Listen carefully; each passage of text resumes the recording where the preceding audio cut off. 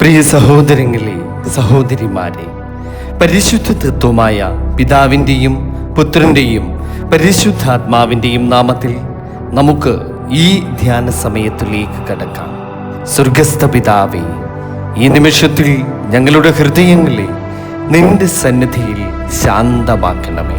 കണ്ണുനീരുള്ളവരെ ആശ്വസിപ്പിക്കണമേ. കാത്തിരിക്കുന്നവർക്ക് പ്രത്യാശ നൽകണമേ. തളർന്ന ആത്മാക്കളെ തമ്പുരാനെ അവിടുന്ന് ഉണർത്തണമേ. ആമേൻ. ഇന്നത്തെ നമ്മുടെ ധ്യാന തിരുവചനമായി നാം തിരഞ്ഞെടുത്തിരിക്കുന്ന വേദഭാഗം മീഖാ പ്രവാചകന്റെ പുസ്തകം 7-ാം അധ്യായം 7-ാം വാക്യമാണ്. ഞാനോ യഹോവയിങ്കലേക്ക് നോക്കും, എൻ്റെ രക്ഷയുടെ ദൈവത്തിനായി കാത്തിരിക്കും. എൻ്റെ ദൈവം എൻ്റെ പ്രാർത്ഥന കേൾക്കും. ആമീൻ. ഹല്ലേലൂയ. യേശുവേ സ്തോത്രം, യേശുവേ നന്ദി. ഞാനോ യഹോവയിങ്കലേക്ക് നോക്കും. പ്രിയമുള്ളവരെ, ജീവിതത്തിൽ ചില സമയങ്ങളുണ്ടാകുന്നു.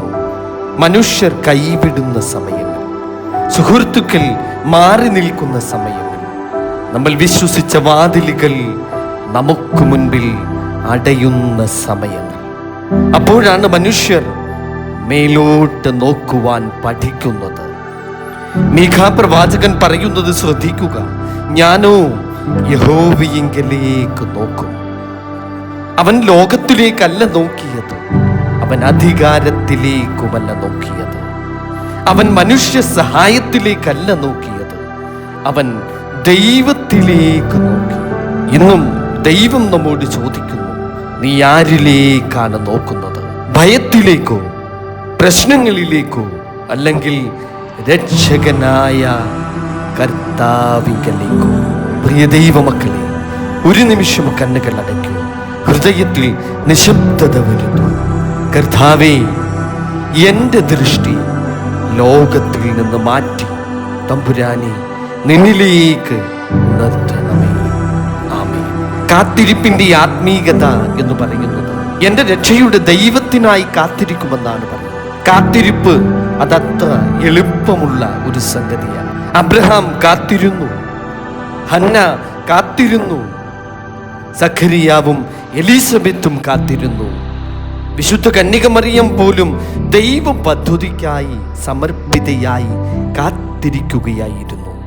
കാത്തിരിപ്പ് വിശ്വാസത്തെ ശുദ്ധീകരിക്കുന്ന ഒരു അനുഭവമാണ്. കാത്തിരിക്കുന്ന ആത്മാവിൽ 3 കാര്യങ്ങൾ ദൈവം പ്രവർത്തിക്കുന്നുണ്ട്. പ്രിയ ദൈവമക്കളെ, ഒന്നാമതായി ക്ഷമ, രണ്ടാമതായി വിശ്വാസം, മൂന്നാമതായി സമർപ്പണം.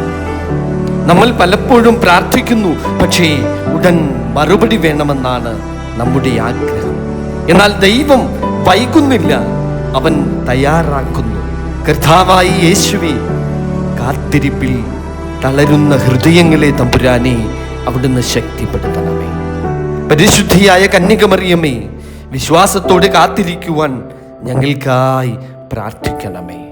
സകല പരിശുദ്ധന്മാരും പരിശുദ്ധമതികളുമേ, ഞങ്ങൾക്കായി മധ്യസ്ഥം ചെയ്യണമേ. എൻ്റെ ദൈവം എൻ്റെ പ്രാർത്ഥന കേൾക്കും. എത്ര മനോഹരമായ ഒരു ഉറപ്പാണ് ഈ വചനത്തിൽ നമുക്ക് നൽകുന്നത്. ദൈവം കേൾക്കും. മനുഷ്യർ കേൾക്കാതെയിരിക്കും, ലോകം മനസ്സിലാക്കാതെയിരിക്കും, പക്ഷേ ദൈവം കേൾക്കുന്നു. നിശബ്ദ കണ്ണീരും അവൻ കേൾക്കുന്നു. രാത്രിയിലെ വേദനയും അവൻ കേൾക്കുന്നു. ഉറങ്ങാതെ കരയുന്ന അമ്മയുടെ പ്രാർത്ഥനയും അവൻ കേൾക്കുന്നു. പ്രിയ ദൈവമക്കളെ, പ്രിയമുള്ളവരെ, നിങ്ങളുടെ പ്രാർത്ഥന ദൈവസന്നിധിയിൽ നഷ്ടപ്പെടുന്നില്ല. ഓരോ ജപമാല മുത്തുകളും, ഓരോ നെടുവീർപ്പുകളും, ഓരോ പ്രാർത്ഥനകളും കർത്താവേ കരുണയുണ്ടാകണമേ എന്ന പ്രാർത്ഥനയും സ്വർഗത്തിൽ രേഖപ്പെടുത്തുന്നു. പ്രിയ ദൈവമൈതലേ, ഇതൊരു പ്രത്യാശയുടെ ദൈവവചനമാണ്. മീഖാ പ്രവാചകൻ എഴുതിയ കാലം ഇരുണ്ട ഒരു കാലമായിരുന്നു. എങ്കിലും അവൻ പ്രത്യാശ നഷ്ടപ്പെടുത്തിയില്ല. അതുപോലെ തന്നെ ഇന്ന് നിങ്ങളുടെ ജീവിതത്തിൽ ഇരുട്ടുണ്ടാകാം, രോഗങ്ങളുണ്ടാകാം, സാമ്പത്തിക ബുദ്ധിമുട്ടുകൾ ഉണ്ടാകാം, കുടുംബ പ്രശ്നങ്ങൾ ഉണ്ടാകാം. എന്നാൽ ഈ വചനം ഓർക്കുക, ഞാനോ യഹോവയിങ്കലേക്ക് നോക്കും. ദൈവം ഇപ്പോഴും പ്രവർത്തിക്കുന്നു പ്രിയ ദൈവമക്കളെ. നിങ്ങൾ കാണാത്തിടത്തും അവൻ നിനക്കായി വഴിയൊരുക്കുകയാണ്. കർത്താവേ, ഞങ്ങളുടെ ഭയങ്ങളെ സ്പർശിക്കണം. കർത്താവേ, ഞങ്ങളുടെ കണ്ണുനീരിനെ അനുഗ്രഹിക്കണം. കർത്താവേ, ഞങ്ങളുടെ വീടുകളിൽ നിന്റെ സമാധാനം നൽകണം. ഇതൊരു വിശ്വാസത്തിന്റെ സമർപ്പണം. സത്യമായ വിശ്വാസം എന്താണ്? കാണാതെ വിശ്വസിക്കുന്നത്, മറുപടി ലഭിക്കാത്തപ്പോൾ പോലും പ്രാർത്ഥനയിൽ തന്നെ തുടരുന്നത്, വാതിലുകൾ നമുക്ക് മുൻപിൽ അടഞ്ഞാലും ദൈവത്തിൽ പ്രത്യാശ വയ്ക്കുന്നത്. യേശു തമ്പുരാൻ ഗത്സമനിൽ പ്രാർത്ഥിച്ചു, എൻ്റെ ഇഷ്ടമല്ല നിന്റെ ഇഷ്ടം നടക്കട്ടെ എന്ന്. അതാണ് സമർപ്പണം.